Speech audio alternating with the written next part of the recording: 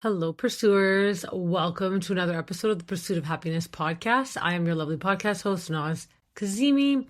We are getting into the Valley and Summer House today. I just want to let you know, if you're new here, that it's never just about the show. It's a lot more than just the show. Let's get into it. We're starting off with the Valley. So last episode, as we saw, Michelle and Lala had gone to the beach and they had that really emotional, vulnerable moment, which I absolutely loved. I praised it and on my socials and the podcast when I covered the show. They joined the crew for dinner because they went to the beach, not the amusement park. But when they arrive, it's chaotic and the only spot that's available is close to Lacy. Lala, of course, sits next to Lacy. She has no problem with her, but Michelle goes all the way across and sits with Janet. It's kind of immature. I mean, if Lala's there, why does Michelle have to go all the way across? It's kind of like saying that you don't. And it was an obvious, like, I don't want to sit right next to you, like, out loud. And I thought they were trying to get to a better place. Seems like Michelle's intention is a bit fake when she speaks to Lacy, but, because actions speak a lot louder than words. Lacy says she hopes to get to a good place with Michelle, and that's understandable because she's dating Jesse. And Jesse is Michelle's ex. They share children. One child. A girl named Isabella. But nonetheless, children. But what Lacy doesn't like is Janet. And it shows a flashback to when Janet was telling Jesse and Michelle that Lacy was sleeping with David Hasselhoff. I'm sorry, but I was confused. I'm like old ass, a 70-year-old drunk with a burger in his mouth laying on the ground, David Hasselhoff from Baywatch. And then it later goes to show that Janet was saying that Lacy had threatened to send them cease and desist. Lacy later confirms that she didn't threaten any type of legal action against Janet. And we find out that David Hasselhoff has her blocked. Same with his wife. So I have no idea where all this information is coming from. But this is so funny. It's so LA. Like David Hasselhoff. We haven't heard from the guy for 100 years. Literally. Anyways. Danny is shown obviously drinking and having shots with poor Schwartzy. Schwartzy looks completely normal. He can handle his alcohol. Danny looks wasted. Now remember, a few podcasts ago, I said Danny's behavior is one of two things. He's either not drinking, so he's frustrated, or he's drinking and it's the anger that's coming out. And it's because he's secretly drinking. It was because he was just secretly drinking. Because this is the attitude that happens when he starts to drink. He gets angry. He just becomes all like, his eyes grow bigger. Like you can tell, you know what I mean? It's like he's like having to focus or something. It's like, it's so interesting. And I knew it. I just knew it. I'm like, he's acting so weird. And part of it is because he's like hiding the drinking. So we don't see the progression, nor do we usually anyways on these shows because, I mean, they cut and paste how they wanted to. But you could totally, I just knew that it was due to the drinking. It's not, because when you're not drinking, it's a different type of frustration. It's a different type of anger. This is clearly he was drinking. And I want to throw it out there. I want to throw the options out there because I didn't want to be the one accusing someone of being a drunk. But this is just proving to me that Danny has a problem. Now, after the whole dinner and whatnot, Lacy and Jesse sit down with Janet and Jason doesn't get involved at all. Jason only got involved when Jesse gets involved. So he actually lets them have a conversation. Because initially it was just between Lacy and Janet. And you can tell that Jason 100% approved of how Lacy was speaking. And to be honest, like initially, and shame on me, but initially when Lacy came on, I kind of judged her. And I was like, I don't know if I like her. I thought her makeup looked a little bit weird. And I don't like to I guess I was just making any excuse to not like her. But now she's like one of my favorites on the show. She's logical. She's reasonable. She doesn't speak out of anger or emotions. She speaks with validity. She has proof to back up what she's saying. And I love it. I admire that. Anyways, Lacy was speaking. Jesse gets involved. And then Janet walks away. She fingers Jesse as she's walking away. What Jesse had said to her in that moment was that, and I agreed with him, was that Janet's not able to apologize. And these are the apologies that people actually hate her for. People don't necessarily hate her. It's just that she's unable to apologize. And I agreed with him. But that does trigger Janet. I can imagine why, because it's so true. It nailed it on the head. Um, Now Lacey got upset with Jesse for obviously it appeared like he was yelling. It seemed like more he like raised his voice. Wouldn't necessarily say yelling. I'm sure if there was yelling, there'd be a lot more people staring, and he would have been kicked out of the restaurant. And Jason would have said a lot more. But yeah, she was upset about that because I think that she had the conversation handled, and then Jesse sort of got involved. And it's fine if you want to say a couple things here and there, but clearly what he said triggered her, and then it caused her to walk away, caused Jason to get involved, and then nothing productive was created out of that conversation. So I can see where Lacey's frustration comes from. Jesse's a little bit more emotional, and I would say reactive. Um, so, and we see later on in the show how that happens. Now, at the same dinner, because this conversation had happened after, but at that same dinner prior to everyone leaving, and then Lacy and Janet sitting down having a conversation, Kristen was feeling really uncomfortable. She got up, she wanted to leave. She thinks that Luke isn't there for her enough, and she's taking postpartum really hard. Luke says like he feels like he's fighting for them and that she's fighting against them. And honestly, I thought that was a nice way of putting it. Like it made it so much more in perspective. This is postpartum, you guys. We don't know why our hormones make us crazy. There's just no explanation. It's just what happens to us after we have kids. It's just a slew of emotions. You feel like the best thing in the world has happened to you, but at the same time, your world is crashing down on you. It's just such a whirlwind of emotion. And it can be for the man as well. And I think this is why sometimes a lot of marriages after kids see a lot of changes in the marriage. You really have to work on it twice as hard. I think what they're missing, and please correct me if I'm wrong, I love Kristen and I do love Luke, is I think that I just want to say, put this out there. Kristen's postpartum journey has really made me reflect on my own, even though my daughter's almost 13 years old, because I didn't have as much support and resources and I was completely single going through it. But I think what tends to happen is, especially for Kristen and Luke, their relationship was it almost seemed like it required no work. Like they never really fought. They were always on the same page. It was just much more natural. And I think what they're missing here now is that they actually have to put work into it to make it work. And that seems a bit foreign to them because they've never had to actually put an effort into their relationship. They just had the chemistry, they matched.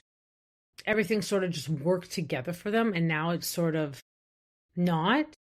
Like things aren't flowing naturally. They have to ask each other for things and talk more and be much more communicative and much more clear on their expectations and boundaries and what they want to do in the moment, what they don't want to do. And I think this is the part that's really making them suffer because they're still under the assumption that, well, it came so naturally before. Why is it so difficult now? But I think they also need to realize that this is what happens. It is going to be uncomfortable and it is going to change the dynamic. Like now there's 3 people in this relationship. There's not just 2 anymore, you know? So yeah, a little bit more effort and work is going to go into it. It doesn't mean that you're doing anything wrong. It just means that the dynamics shifted a little bit. And I think that once they're okay with that, they're going to see it come together a little bit more. And obviously time has passed. I can hear Kristen saying like, I wish I didn't come on this trip, but then like in another couple scenes, like I'm so glad that I came on this trip. This is what I needed. So, hormones. We don't know why we are the way that we are. One second we want, it's just like having our periods. One second we want this. One second we hate that we chose this. And I understand. And again, I can't speak from that perspective because I wasn't really with a man when I was pregnant, but I understand how it can be also so different for the man involved because this is something new. He's never seen his wife this way. Some people's dynamics, like I mentioned earlier, completely shift and change when this happens. So it's just a lot more talking, even if it seems uncomfortable or corny or like we've never had to do this before. Why is there so much more talking now? Just a lot more talking and a lot more making sure that they're on the same page. And if it requires several conversations, then several conversations it is. There's nothing bad about that. This too shall pass, Kristen, I promise you. Brittany makes Lacy and Michelle talk. Michelle seems to be lying about something because she's so triggered by the things that are brought up. Michelle had told Jesse that because of the way that Lacy looks, she can never be Isabella's stepmom. Lacy then brought up, well, you pushed Jesse through a window and all these things. Michelle walks away. The divorce gets brought up.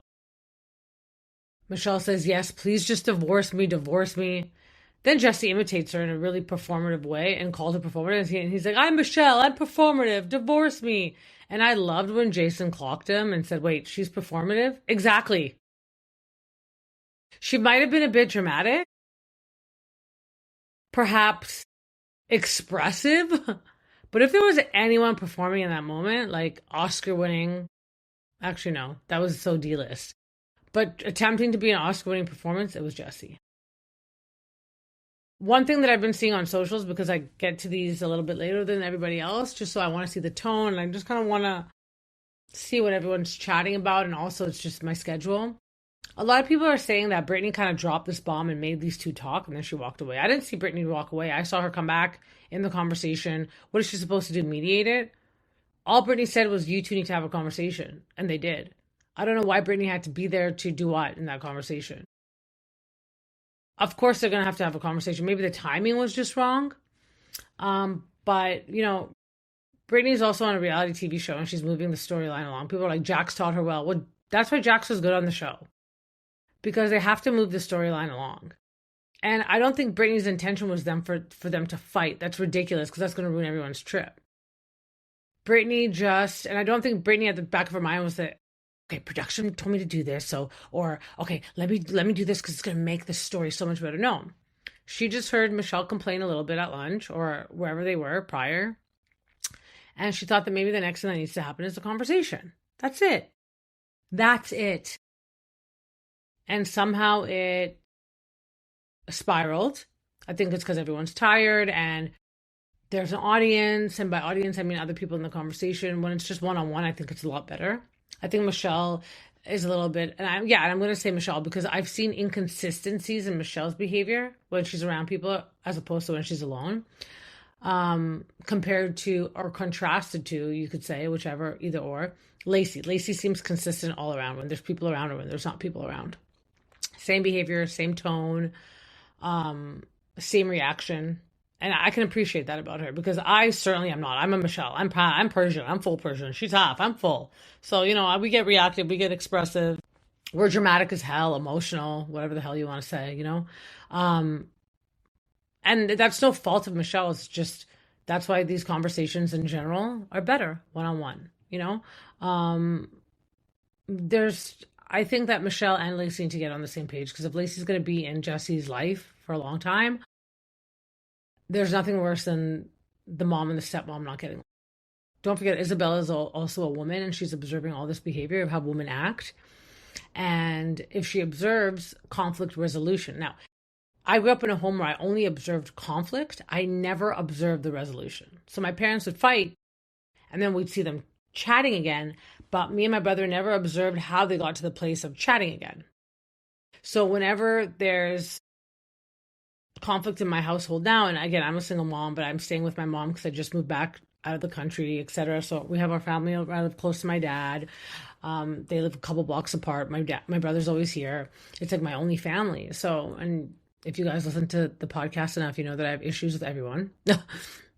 But and hey, I guess that's real life. But when my daughter sees us get into an argument, I don't just send her to another room. She's old enough now, but I want to see us get to a resolution, not just when we get into the fight and then there's no resolution. I want her to see us resolving our issues as well, because we do get to a point, sometimes there's yelling and screaming involved, but we do get to a point where we resolve it.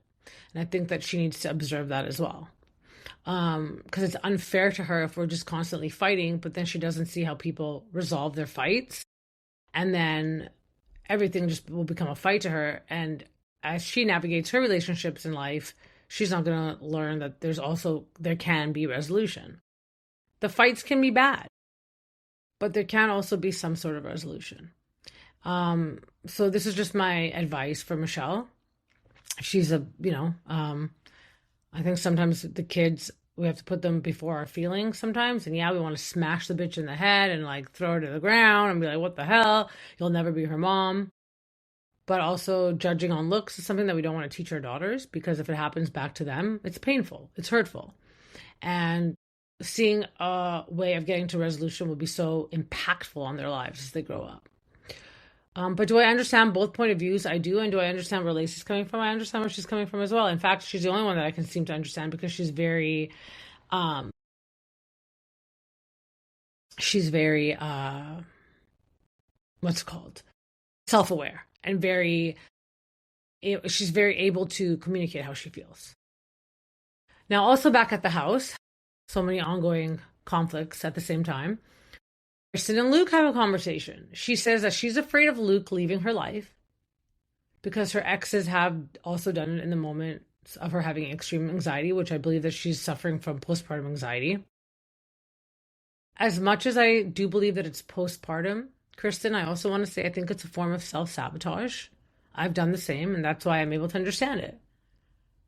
You can be so well for so long. The first couple boyfriends after a couple years, the very serious ones after 3-4 years. Then I get to a point, because as you get older, you don't have these moments of anxiety, or just when shit hits the fan, you don't have these moments as much anymore. But when it hits, you're like, oh great, now he's gonna leave. And you're almost like painting every picture. You're setting it up perfectly so that they will want to leave. So that you're able to say, see, I knew it. I knew when my life gets like this, they're going to leave. And I really want Kristen to overcome that, because she deserves someone to be there by her side. And Luke loves her.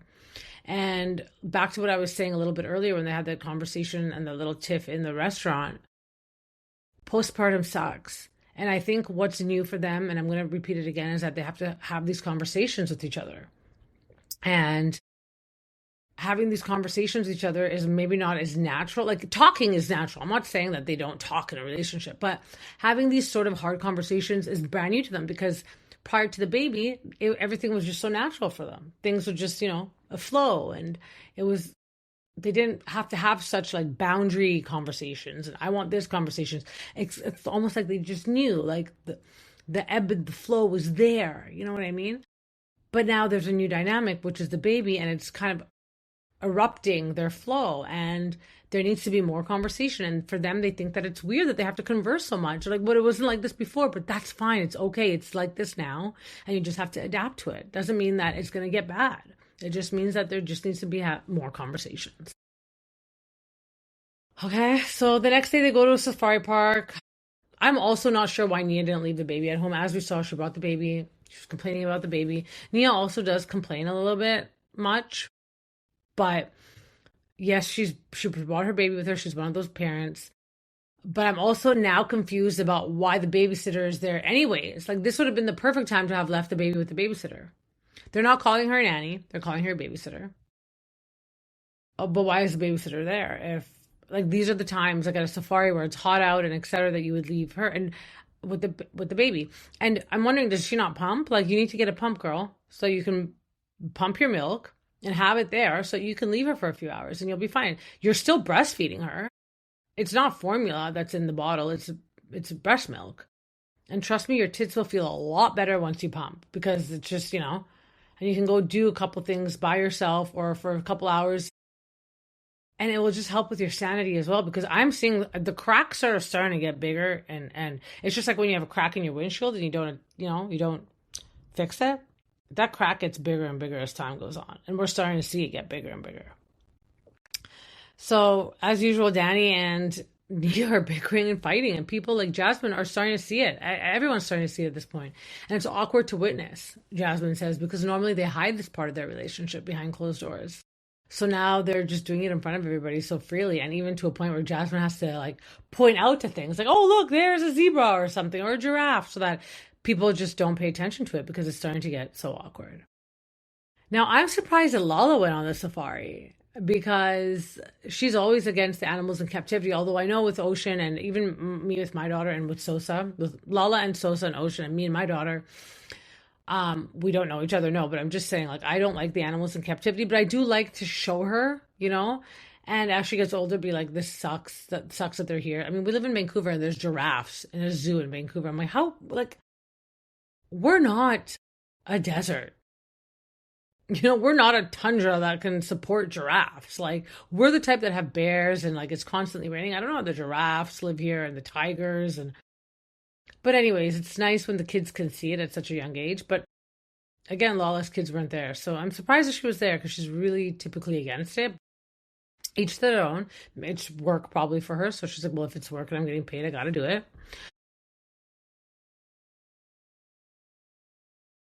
Yeah. Lala being the voice of reason. Lala encouraging Michelle to go talk to Lacy. As much as I love Lala and I do listen to her podcast, and me and Lala are very similar. So I think that's why initially when I had been introduced to Lala on our screens, I wasn't a big fan at all. But as time went on, I'm like, and I'm older than her by about 5, 6 years. I'm like, she is me, I am her. This is why initially I could see the cracks in her that are in me. I find it kind of ironic that she is the voice of reason. Like, she can push people to do things, but she's very extremely judgmental, opinionated, and biased in all her opinions and decisions, everything that she's ever made. Um, as am I. But I think the judgmental is a little bit different for me, only because I mean, there's things that I judge. Like, if you look like a crackhead, fuck yeah, I'm gonna judge you. Like, don't come near me. You smell. You look like you're gonna ask me for money. Fuck yeah, I'm gonna be judgmental because I've had things like that happen to me before. So I think everyone in their own form and way is judgmental. You've had things happen to you, and you kind of learn from that, and it becomes ingrained in how you proceed with caution in the future. But her giving Michelle advice about her ex,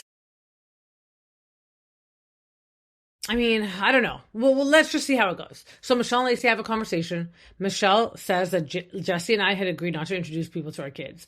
Michelle, Michelle, what the fuck about Aaron? Dude, are you joking me? You brought Aaron into our screens, lives, your life. Wasn't Isabella and him hanging out?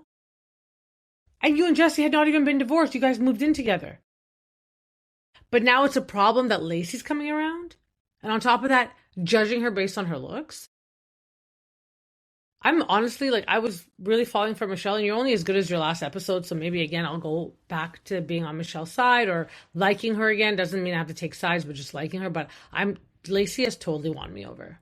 She talks really good. She's logical. She's not as emotional in these conversations. She doesn't yell. She gets her point across. And I'm here for that. I'm here for that. Anyways, the conversation goes well. Again, they had it privately. This is what I've been talking about. Let's have it privately. You can see that Lacy's trying to kind of joke around with Michelle. Michelle's not having it, and that's fine. I think Lacy's going to be fine without Michelle. Um, anyway, at that kind of lunch after the safari, Nia announces that they're having a pageant and the men are going to dress up as women. Yes, I've heard that she won't say drag. Maybe it is a religious thing. My daughter points out when I say that, she's like, but she's friends with Zach and Zach is gay. That's fine. I think that it's different being friends with a gay person as opposed to having drag shows, because I know that in some cultures, religions, now I'm Christian myself, my God, don't care.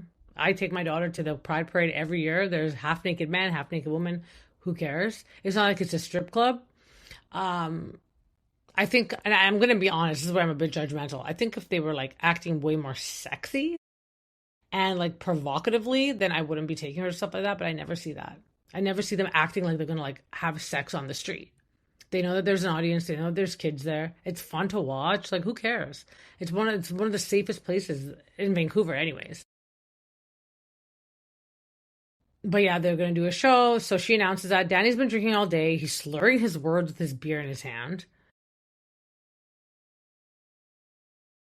It's just kind of embarrassing to watch. I feel really bad for Nia because she has to go put down the baby. So they announced that they're doing the pageant at the safari at night now, or when they get back to their Airbnb, they're all trying to get ready. Nia has to go put down the baby. Again, why is the babysitter there? I'm so confused about why the babysitter's there. But I don't react the way Danny reacts. Anyways, Nia's trying to dress up Danny, but he's bitching at her for putting the baby down to sleep. And then he also asks, what's the babysitter here for? And that part I kind of agree with. It's true. Why is the babysitter here for? Not so that Danny doesn't get mad at you, but like then you have more time to kind of do these fun things, you know? If it was just about Danny, fuck, hang out with your child. But if the babysitter's there so that you're able to do your job beyond the show and perform well, I don't understand why you just don't use her. Like, you're paying some. Can I get paid to be the babysitter? Because obviously she didn't do jack shit during the whole trip. Now, Danny's behavior seems to, attract everyone's attention because Lala steps in at one point and says, I do not like how you're speaking to her. It's triggering me.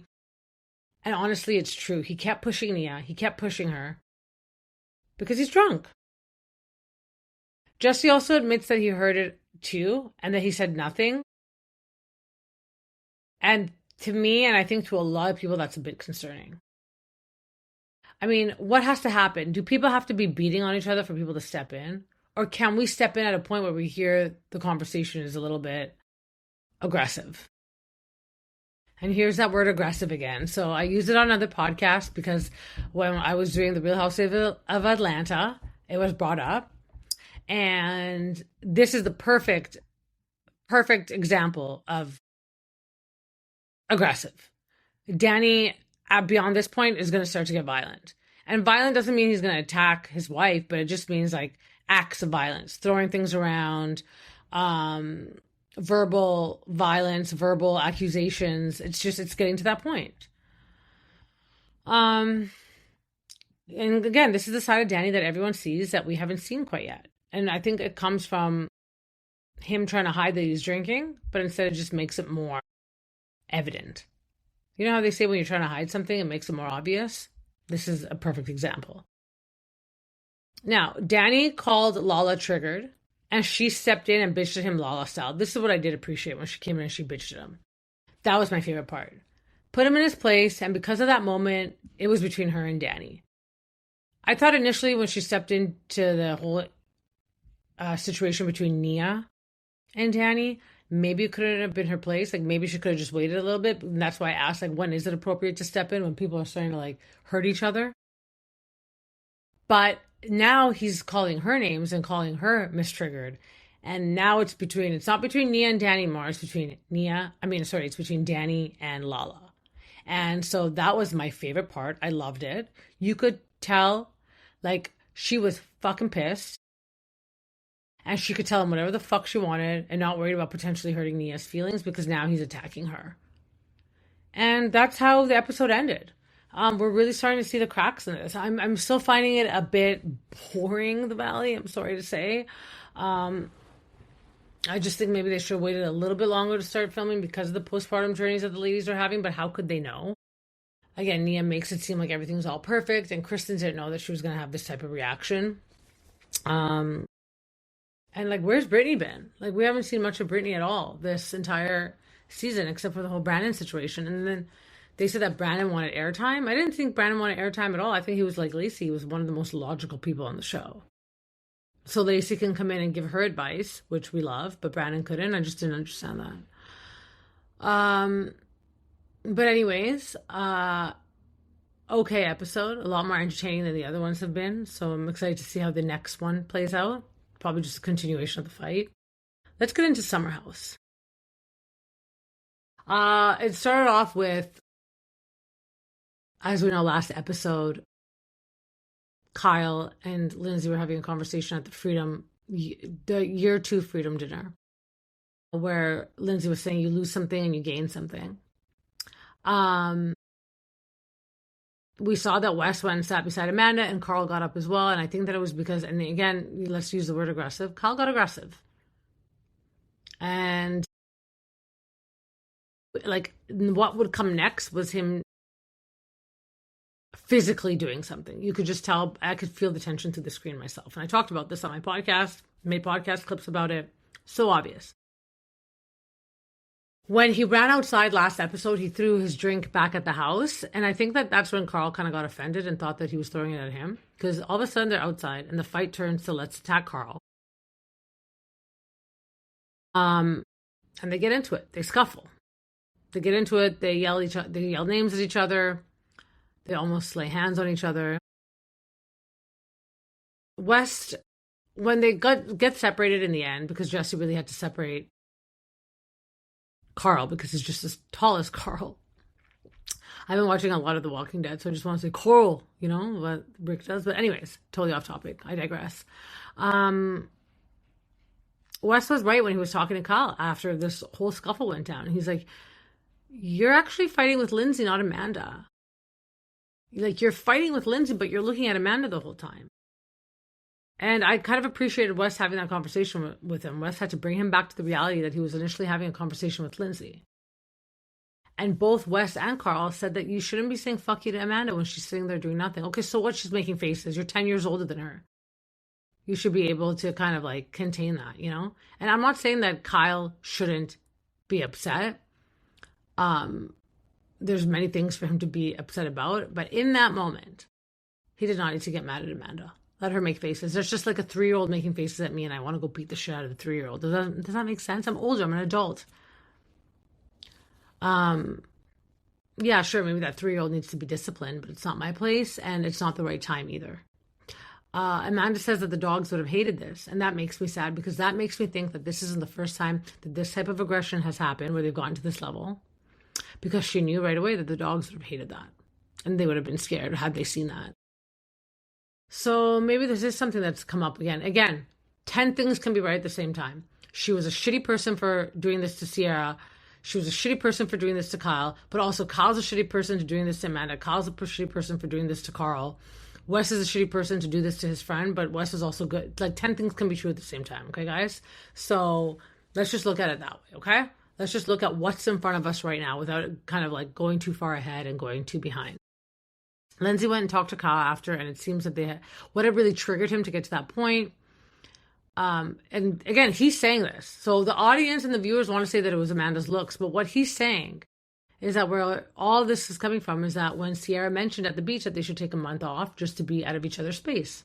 He also mentioned that they haven't had sex in 7 years. That's a bit hard for me to believe. I feel like they have, but it's just been so far and few in between that you just don't even count it. And maybe it has, but like, I mean, red flag. If after a month you're not, red flag. Now I knew that Carl was triggered because when Kyle threw the drink at the house, it appeared that it was at Carl. And Carl, when he was apologizing to Kyle, he said that. He's like, you know, I thought that all this was directed at me because when you threw the drink, it looked like it was coming towards me. So anyways, Kyle and Carl hug it out. Kyle went to go talk to Amanda, but she's in bed with Sierra and Mia. And Kyle didn't really apologize, but I had noticed that he calmed down. And at that point, if I was Amanda, I would have gone out of bed to go speak with him privately. It's not Amanda's job in this particular instant to get up and go chat with him. Like, he should be making the effort. But it does take two to make it work. It makes two to make any relationship work. And if Amanda had put in a little bit more effort, then it could have worked. But you can just tell that she's so tapped out that she doesn't care. But here's another thing that I did notice. Amanda, in front of her friends, acts like she doesn't give a shit. Oh, yeah, okay, thanks for the apology, blah, blah, blah, blah, you know. But Amanda, alone with Kyle, wants to control his every move. Oh, you're going out without telling me? Oh, you didn't apologize to me like the way that I had wanted you to? It's two separate Amandas. And I get it. I think the part of her not caring when her friends are there is really how she is. She just actually doesn't give a shit at this point. But the part of her that's constantly trying to control Kyle when she's alone with him is it's a habit now. This is the way that she is with Kyle. And so she doesn't know how else to be when she's around him. So she just continues being the way that she's always been. Likewise with Kyle. But I'm just saying, because I've been in that situation before where like I'm constantly bitching, and then I would look at myself from the outside in and I'm like, why am I constantly bitching? And it's just because in those type of situations with that particular person, you've gotten used to being that way, and that's just the only way that you can act. And it almost feels pointless trying to like change it at that point. Now, regardless of who's pushing for a physical separation, I think that it's definitely needed to figure things out.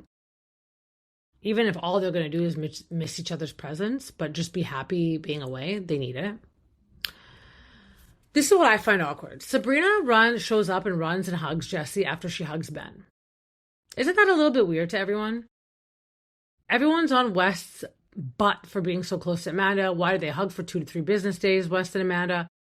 But after Sabrina comes in, she runs and she hugs Jesse, and she's been FaceTiming Jesse. It's just weird for me. Because now they're having the party, and this is the next day. Sierra is doing the summer ski party. It does look really good. And Wes just told Dara that her outfit is the sexiest as his house has seen in a long time. You can see this is the only time that I've ever seen him look like sexually at a girl. Okay.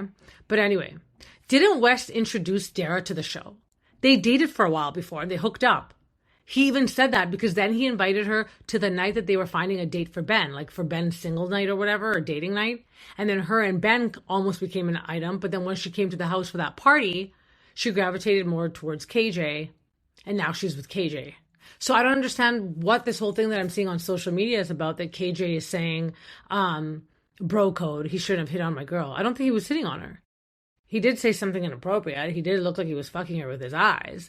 But, they've already hooked up. He's already had it. And she's already had him. So I don't understand.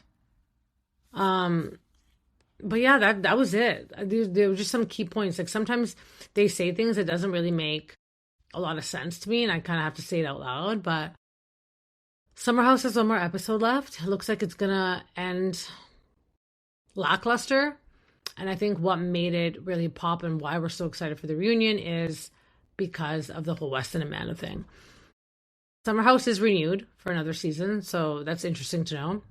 And also, In the City starts. So the last episode is on Tuesday, the 19th, and then In the City begins right after.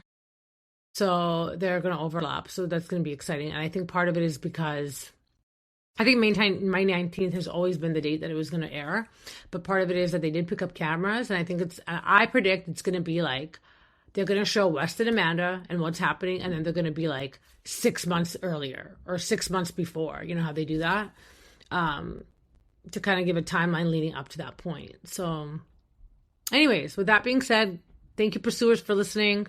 Please don't forget to like, subscribe, share anywhere that you get your podcasts, Apple Podcasts, Spotify. Find me on my socials. You can go into the show notes. You will find where I have socials. I have socials for all the podcasts. It's a really good community. We're having so much fun on there discussing some of my podcast clips and just some of the older episodes and clips that I can find, that can contradict some of the things that are going on now. I love doing that. I love investigating like that. Just remember that happiness is not a destination. It's always a pursuit. And you know what makes me happy? These reality TV shows. Seriously. They do regulate my nervous system. I'm telling you, I could watch them all day long. And fitness and giving advice. So that's what I do here on this podcast. So thank you for following me, pursuers. I will be back with another Dear Nas episode shortly. And after that, we are going to do Rhode Island and Atlanta. Have a good one.